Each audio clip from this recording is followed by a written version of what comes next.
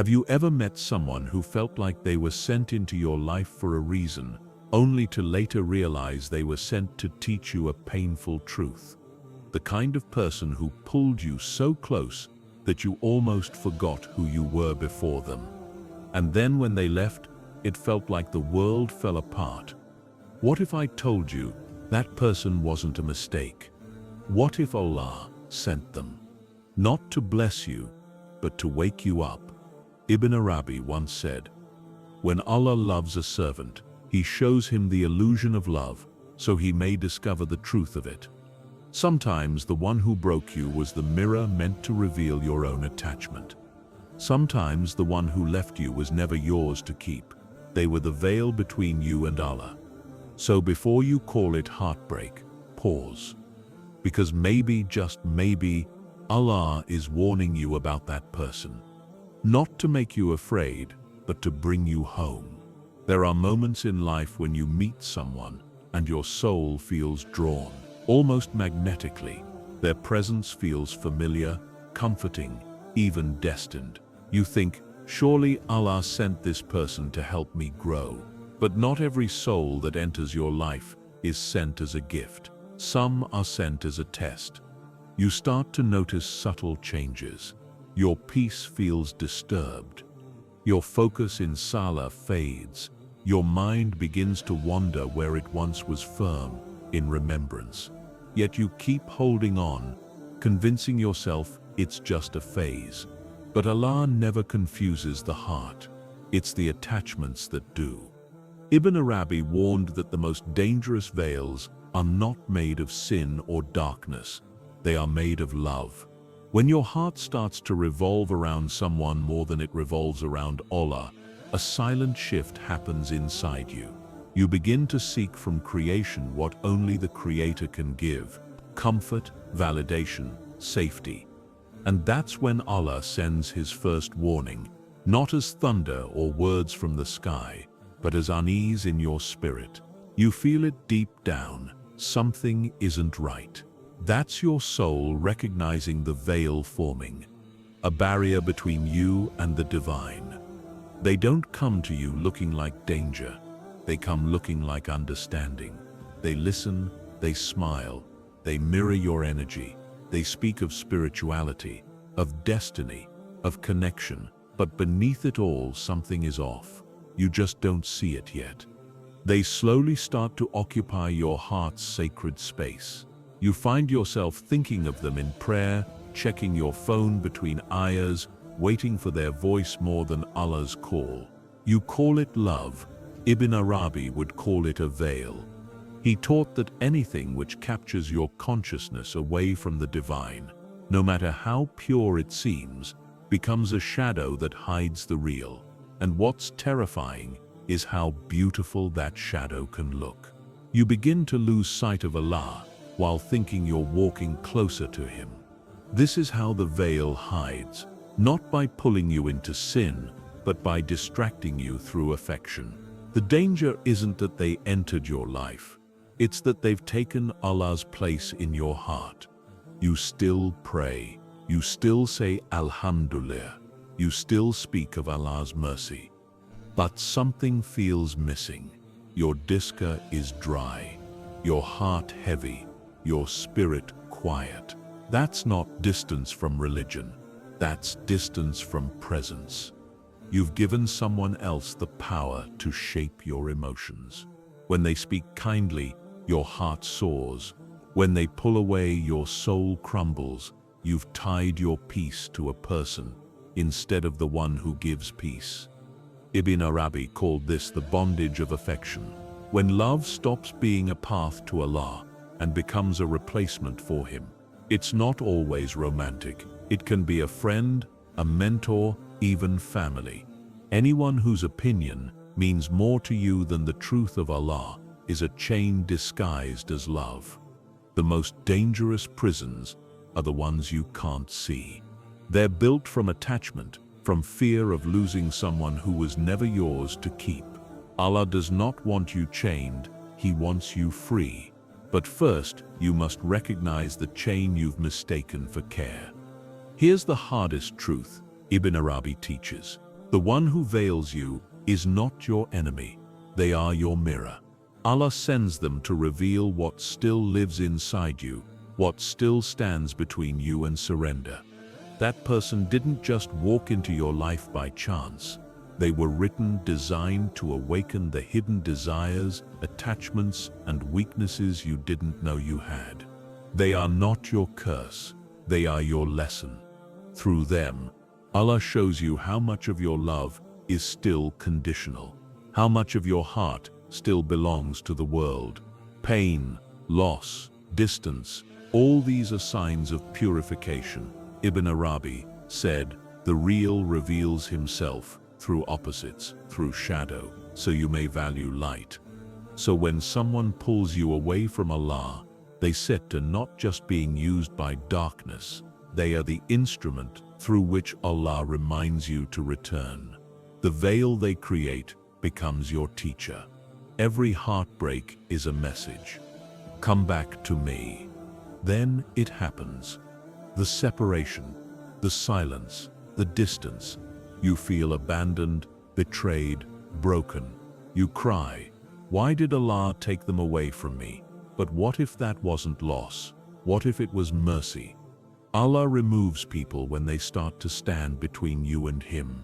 He doesn't take to punish. He takes to protect. He doesn't cut the bond to hurt you. He cuts it to free you. Ibn Arabi said, "The loss of creation is the finding of the Creator." In your grief, you might not see it, but Allah just lifted a veil. You'll notice. The more you surrender to His will, the lighter you feel. The silence that once hurt you begins to heal you. Because now you're alone, but never lonely. You've returned to the one who never leaves. Sometimes the people who leave were never meant to stay. Their role was simply to wake your soul from sleep, to show you that love becomes holy only when it leads you back to Allah. There's a kind of love that feels pure but isn't. It whispers softly, promises peace, and makes you believe you found your missing piece. Yet beneath its warmth hides something hollow. It doesn't bring you closer to Allah. It brings you closer to yourself, your needs, your ego, your longing for validation. That is the illusion of connection Ibn Arabi warned about. He said that love is the most deceptive mirror of the soul, because it reflects not the other person, but your hidden desires. You see in them what you crave, not what they truly are. You convince yourself that your attachment is divine, that Allah placed this person in your path to complete you. But Allah does not send people to complete you. He sends them to reveal you. At first it feels spiritual. You talk about faith, about destiny, about divine timing. You both speak the same sacred language, and for a while it feels like you are walking toward Allah together. But gradually the center shifts. You find yourself thinking more of them and less of Him. You wait for their reply before you turn to dua. Their approval becomes the measure of your worth. Their silence feels like rejection from the heavens. That's when the illusion becomes clear. This was never divine connection. It was dependence disguised as love. You built your peace on something temporary and called it destiny. Ibn Arabi taught that true love never competes with Allah. It leads you back to Him. Anything that turns your heart into a slave is not love, it's imprisonment. The irony is that the more you try to hold on, the emptier you become. You start losing your spiritual rhythm. Salah feels rushed. Dufa becomes mechanical. The Quran feels distant, as if the words no longer touch you like before. That's not coincidence. That's Allah gently pulling you back. The discomfort is not punishment. It's awakening. You might hear a voice inside whispering, "But they made me feel closer to Allah." At first, yes, perhaps they did. Allah sometimes allows someone to bring light into your life, but only so He can later show you that the light was never theirs. It was always His. The person was just a vessel, a mirror reflecting what your soul was capable of feeling. Once the mirror becomes your obsession, Allah shatters it, so you may seek the source directly. Think about it. Every time you placed your peace in people, it slipped away. Every time you depended on someone to fill your emptiness, they left. That's not cruelty. That's mercy, because Allah loves you enough to not let you find eternal comfort in what is temporary. Ibn Arabi said, "He who loves the image loves a reflection, but he who loves the source loves the real." The real al-Haq cannot be found through a person's presence or absence. He is beyond both. So when someone begins to take the space of the divine in your heart, Allah will warn you, first with whispers, small disturbances, doubts, silence. If you ignore them, the warnings grow louder: heartbreak, separation, betrayal. He's not destroying your happiness, He's protecting your soul. The truth is, Allah never allows you to lose what you truly need for your growth. If someone leaves, it's because their part in your journey is over. They were the veil you had to see through. Their purpose was never to complete your story, only to awaken you to the one who writes it. And when you finally understand this, a strange peace returns. You no longer chase or cling.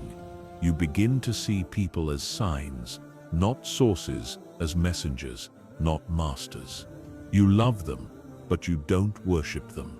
You appreciate their role, but you no longer confuse them with Allah's presence. That's when the illusion fades. That's when the love becomes real. Not the kind that binds, but the kind that frees. True connection isn't when two souls complete each other. It's when they remind each other of the one who already made them whole. There is a voice inside you that speaks long before the world does. It doesn't shout, it doesn't reason, it whispers. You feel it in moments of silence, when your mind is confused but your chest feels tight. That is your heart speaking. The part of you that still remembers Allah even when your tongue forgets. When someone enters your life and your peace starts to tremble, your heart knows before your mind can explain it. You tell yourself, maybe I'm overthinking, maybe it's fear. But the truth is, the soul recognizes energy the eyes cannot see. It senses when something or someone is not aligned with your light. That unease you feel, that is not anxiety. It is spiritual warning. Ibn Arabi said, "The heart that knows Allah trembles before anything that distances it from Him." This trembling is not weakness. It's divine intelligence. It's Allah's protection coded inside your being. Before He removes someone, He makes your heart restless around them. He allows the energy to feel off, the words to lose warmth, the connection to feel forced. Not because He wants you in pain, but because He wants you to wake up. But many people ignore that voice. They cover it with logic, excuses, and emotion. They call it fear, insecurity, overthinking, when in reality, it's guidance. The heart has its own language, but it speaks softly. And if you fill your life with noise, endless scrolling, talking, distractions, you won't hear it. That's why solitude is sacred in Sufism. When you sit in silence, you start hearing the whispers of the heart again, the voice that points you back to Allah. When your heart is pure, it acts like a compass. It naturally leans toward what brings you light and pulls away from what brings you darkness. The Prophet ﷺ said, "Consult your heart even if people give you fatwas, because no one knows the state of your soul except the one who created it." The problem begins when you betray that inner knowing. You feel that tightness when you speak to them, but you stay. You sense the imbalance, but you ignore it. You hear your heart crying in the background, but you silence it with attachment. That is how veils grow, not suddenly, but slowly, every time you choose the comfort of illusion over the discomfort of truth. Ibn Arabi warned that the heart becomes blind, not by sin, but by ignoring signs. Every time you suppress your fitra, that natural pull toward truth, the veil thickens. You lose your sensitivity to divine signs. You stop seeing warnings as mercy and start calling them misfortune. The beauty of the heart, though, is that it never stops trying to guide you. Even after betrayal, even after heartbreak, even after you've wandered too far, it keeps calling you home. Every moment of emptiness, every tear you shed alone, every night you lie awake wondering what went wrong, that is your heart remembering the one it was made for. Sometimes, Allah lets your heart break so it can speak louder than your mind, because pain has a way of silencing the world and amplifying the soul. In that stillness, you begin to see clearly again, not with your eyes, but with your inner sight. You realize that the person you held onto so tightly was never your home. They were the storm that led you back to it. The voice of the heart is gentle, but it is also persistent. When Allah wants to save you, He doesn't always send someone to pull you out. Sometimes He awakens that voice inside you, the one that says, enough, you losing yourself. Return. And when you finally listen, truly listen, you feel something miraculous. The heaviness begins to lift. The anxiety that clung to you starts to fade. It's not that the world changes, it's that you realign with Allah. You step back into His protection, His order, His peace. Ibn Arabi said that every heart has a door that leads directly to the divine, but most people guard that door with attachments. Once you stop letting the wrong souls sit at your gate, light enters again. That's what it means to protect your heart, not by building walls of fear, but by keeping it open only for truth. So the next time your spirit feels uneasy around someone, don't dismiss it. That is Allah's mercy speaking through your intuition. Don't call it paranoia, call it protection. The believer doesn't need every answer. Sometimes the heart's whisper is enough. The real danger is not losing someone, it's losing yourself while trying to keep them. When you ignore your heart's voice, you silence the messenger Allah placed within you. But when you listen, you're not just protecting your peace, you're obeying a divine call to return to Him. And that is how the warning becomes salvation. The moment you honor the voice within is the moment Allah begins to lift the veil from your life. It often begins in silence, not the silence of peace, but the kind that hums with questions, the kind that sits in your chest after someone leaves, after something ends, after the chaos fades. You sit there surrounded by what's left of what you thought was love, and the world feels strangely hollow. You replay the conversations, the laughter, the promises. You think of how much of yourself you gave away, how much you built around their presence.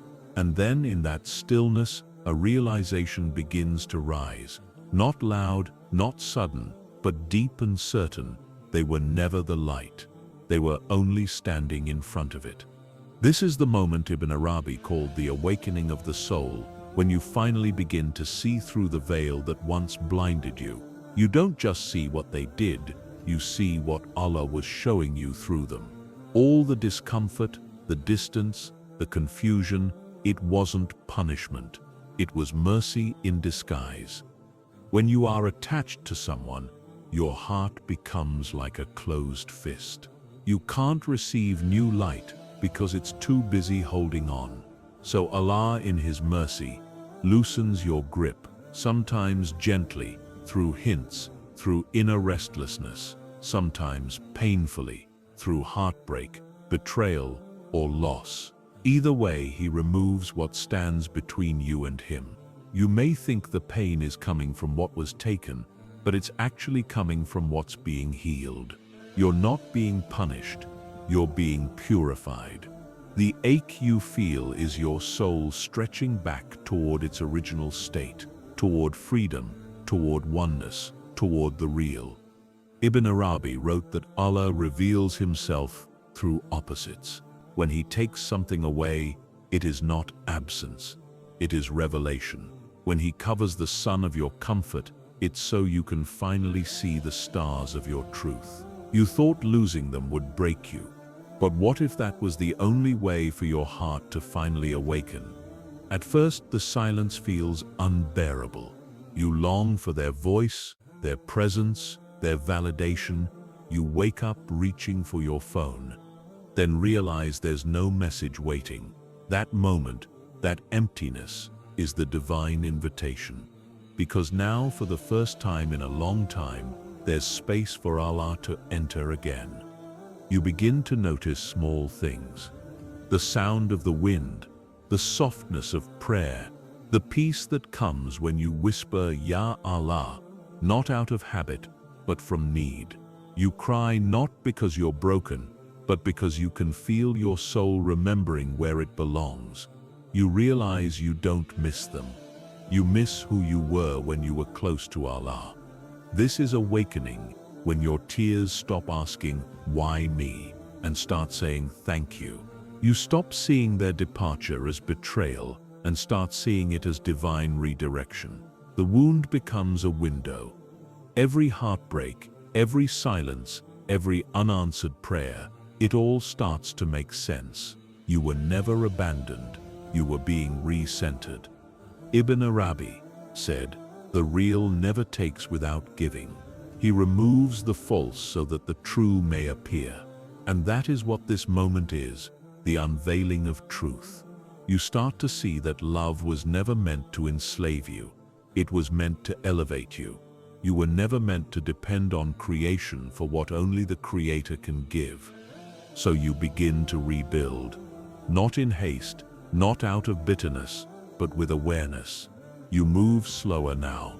You speak less, listen more.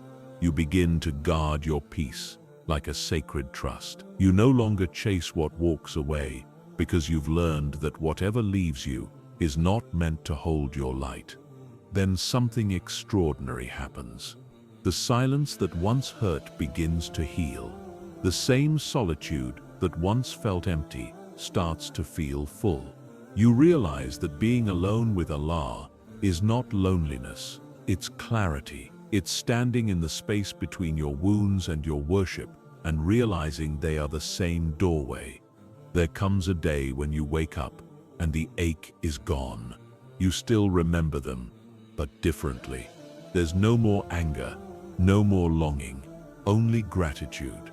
Because now you understand they were not your enemy, they were your lesson. Allah used them to show you what love without remembrance becomes, and what remembrance without love can restore. This is the transformation Ibn Arabi spoke of, when the heart shifts from need to trust.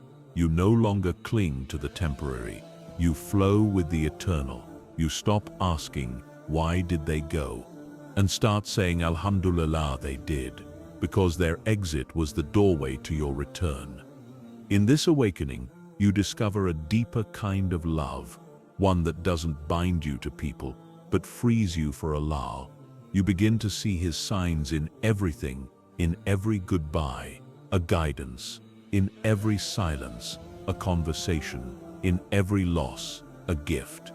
And when you finally bow your head in sujood, it feels different. It's no longer an act of duty, it's an act of reunion. You're not praying for relief anymore, you're praying from realization. You whisper, Ya Allah, thank you for taking what I thought I needed, so I could find what I truly need, you. That is the moment of awakening, when the storm ends not because life became easier, but because your heart learned to surrender. The pain didn't destroy you, it revealed you. The silence wasn't emptiness, it was the sound of Allah calling you home. And when you answer that call, truly answer it, you realize something profound. The person who once veiled you from Allah was never the obstacle. They were the mirror showing you the parts of yourself that still needed to awaken. And when that lesson is complete, when the veil lifts, you finally understand what Ibn Arabi meant when he said, when the heart awakens, every loss becomes a form of remembrance. There comes a time after the storm when the world looks the same, but you no longer do.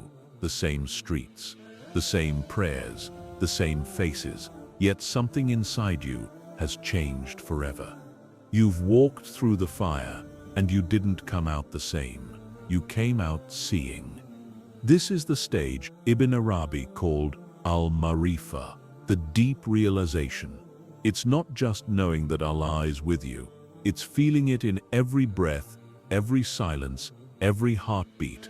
It's the point when the pain stops being something that happened to you and starts being something that happened for you. You begin to understand that Allah was never punishing you by taking that person away. He was protecting you. He was pulling you away from a love that made you forget Him, from attachments that dimmed your light, from people who became idols in the shape of affection. You see now that He doesn't destroy, He redirects. You start to replay every moment of your journey, the betrayal, the heartbreak, the sleepless nights, where your chest felt like it was caving in. But now, instead of asking, "Why me?" you whisper, "Subhanallah. It was you all along," because now you can trace the thread of divine wisdom through every tear, every delay, every detour. The person you lost, you no longer see them as a villain. You see them as a vessel, a means through which Allah revealed what was hidden inside you, your pride, your fear, your dependence, your illusion of control. That person was the mirror that reflected your spiritual condition. Without them, you would never have seen it. Ibn Arabi said, "The one who breaks you is often the one sent to awaken you." And now you understand that heartbreak wasn't the end of your story. It was the doorway to your real beginning. You realize that your soul has always been yearning for something beyond this world, but you mistook human affection for divine connection. You sought eternity in what was always meant to end. Allah, in His mercy, broke that illusion, not to hurt you, but to guide you back to Himself. Now, you move differently. You no longer chase people. You attract peace. You no longer beg for attention. You cultivate presence. The approval of creation no longer stirs you, because you have tasted the sweetness of the Creator's nearness. And once you've tasted that, no love, no validation, no worldly comfort can compare. You begin to notice how Allah orchestrated everything with precision. That person's exit wasn't random. It happened at the exact moment your heart was strong enough to survive it. Every unanswered prayer was actually an answered protection. Every closed door was a redirection toward something higher. There's a strange kind of peace that settles over you, the kind that doesn't come from everything being okay, but from trusting that even when it's not, Allah still is. You stop fighting His plan. You stop begging for what's gone. You start saying, "If it left, it wasn't mine. If it stayed, it's meant for me. And if it hurt, it was meant to teach." That's the realization. When your heart no longer argues with fate, you stop saying, "I lost everything," and start saying, "Allah removed what blocked me from everything." You see now that pain was not the opposite of mercy. It was mercy in a form your ego couldn't recognize. You start to walk lighter. You forgive more easily, not because they deserve it, but because you deserve peace.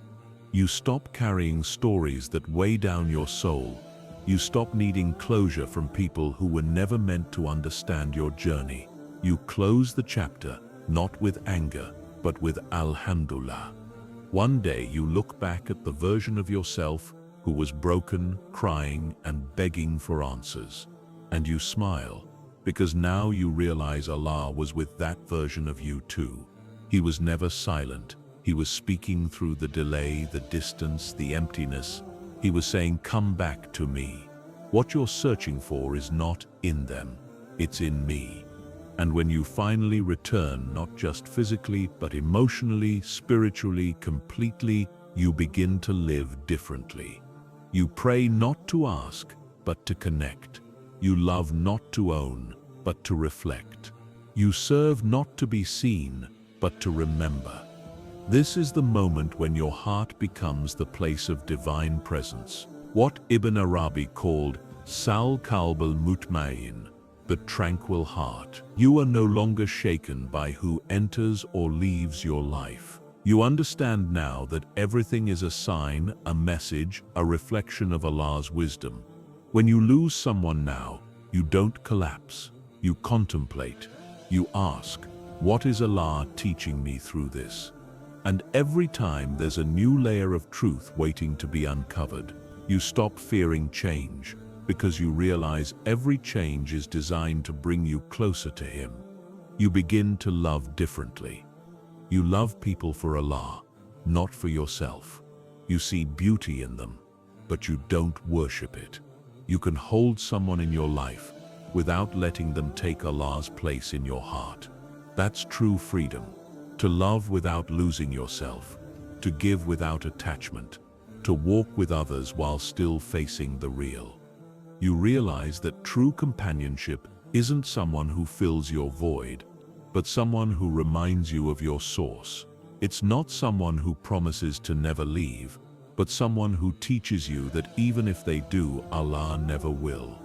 And then, at last, the greatest realization unfolds, that everything that happened was never against you. It was all for your awakening. Every heartbreak, every disappointment, every unanswered double, it was all Allah gently dismantling your illusions so that only truth remains. You were not being broken, you were being built. You were not being abandoned, you were being chosen. You were not losing people, you were finding your path. And now when you whisper Alhamdulillah for everything, you mean it, because now you see what Ibn Arabi saw, that there is no pain outside of divine purpose, no loss outside of divine love. You finally understand. The veil has lifted. The person Allah warned you about wasn't just them. It was also the part of you that clung to them instead of Him. And when you let that part die, you didn't lose anything real. You just stepped into remembrance. That is realization, not the end of the journey, but the moment you finally see that every ending was just Allah guiding you home. There comes a moment, quiet and unannounced, when your heart simply stops searching. Not because it's given up, but because it has finally arrived. The chasing ends. The longing softens. The pain that once felt endless turns into wisdom. And in that stillness, in that breath between remembrance and surrender, you realize you've come home. This is what Ibn Arabi called fana, the dissolution of the self, the melting of the ego in the ocean of divine love. It is the point where you, the you that was restless, anxious, attached, wounded, slowly fades, and only Allah remains. You don't disappear into nothingness. You disappear into truth. The illusion of separation dies. The false identities crumble. The walls around your heart, the ones built from fear, pain, pride, begin to fall. You start to see life as it truly is, not a battlefield of desires, but a mirror reflecting the divine in every direction. At first, this realization overwhelms you. You look around, and everything begins to feel alive with purpose. The sky doesn't just hang above you. It speaks. The wind doesn't just blow. It whispers remembrance. The face of every person becomes a verse, every trial a message, every silence a prayer. You begin to live with awareness that every experience, sweet or bitter, carries a divine signature. What once broke you now blesses you. What once confused you now teaches you. You no longer resist what happens because you see who it comes from. This is the essence of oneness. You stop dividing life into good and bad. You stop labeling people as friend or enemy. You begin to see only manifestations of Allah's will. You realize that every event, every person, every season of your life was perfectly scripted to bring you closer to Him. Ibn Arabi said, "The real is one, though his faces are many." And now you understand. The person you loved, the one who hurt you, the one who healed you, they were all reflections of different aspects of the same divine reality. Through them, Allah revealed His mercy, His justice, His wisdom, His testing. You were never interacting with them, you were interacting with Him through them. That realization breaks you open in the most beautiful way. You start to feel love, not the kind that binds, but the kind that frees. You love people not for what they give you, but for what they remind you of, the trace of Allah within them. You begin to look at everything, the sunrise, a stranger's smile, even your own tears, and whisper, "There you are." This is not blindness. It sits the opposite, the ultimate vision. Because now, when you look at the world, you no longer see chaos. You see divine order hidden beneath the illusion of chance. You no longer ask, "Why me?" because you see that there is no me, there is only He. Your prayers begin to change. You no longer pray for things, you pray for closeness. You no longer beg for outcomes, you ask for alignment. You no longer say, "Ya Allah, fix this for me," but "Ya Allah, fix me for this." The same trials that once made you question Him now make you fall in love with Him. You finally understand that Allah was never behind your pain. He was inside it. He was never apart from your suffering. He was the one sustaining you through it. And when that realization sinks deep enough, peace arrives, not as a fleeting feeling, but as a state of being. The storms of life don't stop, but they no longer shake you, because the one who is anchored in Allah cannot be moved by the winds of destiny. You begin to live as Ibn Arabi lived, with the heart of a lover and the eyes of a witness. You find beauty in imperfection. You find peace in unpredictability. You realize that surrender is not loss, it is liberation. People might still misunderstand you. They might call you detached, too calm, too different, but they don't see what's happening inside you. The quiet revolution of faith, the merging of your will with the divine will. You're not detached, you're anchored. You've simply stopped fighting the ocean because you've realized you were never meant to stand apart from it. You are the wave, and He is the sea. This realization changes how you see everything. Your relationships become gentler. You no longer demand from people what only Allah can give. You no longer fear losing them, because you know that no one can take away what is written for you. You no longer beg for permanence in a world built on impermanence. You walk through life like a traveler who finally knows where he's going. You greet joy with gratitude and pain with patience. You see everything, even heartbreak, as a form of zikr, a remembrance that pulls you closer to the real. And then one night, it could be during prayer, or maybe just in the stillness before dawn, something shifts. You feel a warmth in your chest, a quiet presence surrounding you. You don't hear a voice, but the message is clear. You never lost anything. I was with you all along. Tears fall, not from sadness, but from recognition. You realize you spent your whole life searching for love, for peace, for belonging, and all along, the one you were searching for was the one sustaining your heartbeat. That is fana, the death of illusion and the birth of truth. You dissolve, but you don't disappear. You become a vessel of light. You begin to love with Allah's love, see with Allah's sight, and act with Allah's guidance. You are no longer living for Him. You are living through Him. And this is when the journey comes full circle. You started by being warned about a person, someone who became a veil between you and Allah. But now you understand that person wasn't the real danger. The veil was your attachment. Once it lifted, everything that once frightened you now frees you. You no longer seek the approval of others, because you've tasted the sweetness of his nearness. You no longer fear loss, because you've learned that nothing truly leaves. It just returns to its source. You no longer cling to life, because you've discovered the beauty of surrender. Ibn Arabi wrote, "When the heart is purified, it becomes a mirror in which the divine sees himself." And that is what you've become, a reflection of divine mercy, patience, and peace. You now walk through the world as a silent reminder that Allah's love is not found in escape from pain, but in the wisdom hidden inside it. You've returned to oneness, not as a philosophy, but as a lived truth. You are no longer just believing in Allah, you are witnessing him in everything. And in that witnessing, the story ends where it truly begins.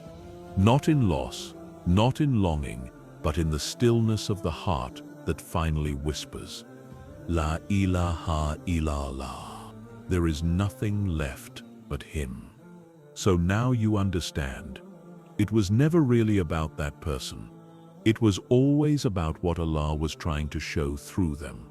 Every heartbreak, every silence, every unanswered prayer was not a punishment, it was a path. You thought you lost someone, but what you really lost was the part of you that depended on them instead of him. And that sits not loss, that sits liberation. Ibn Arabi said, "When the heart awakens, every loss becomes remembrance." That sits what this pain was. A reminder, a way for Allah to pull you back when you had forgotten where your home truly was. So when someone walks away, don't see it as rejection, see it as protection. When the door closes, don't curse it, thank it.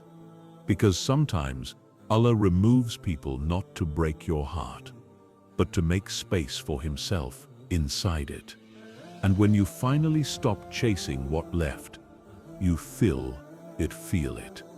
That quiet peace, that gentle light, that moment when the soul whispers, Ya Allah, you were all I needed. That depth's not the end of your story. That fist's the beginning, the moment your heart finally returns to oneness.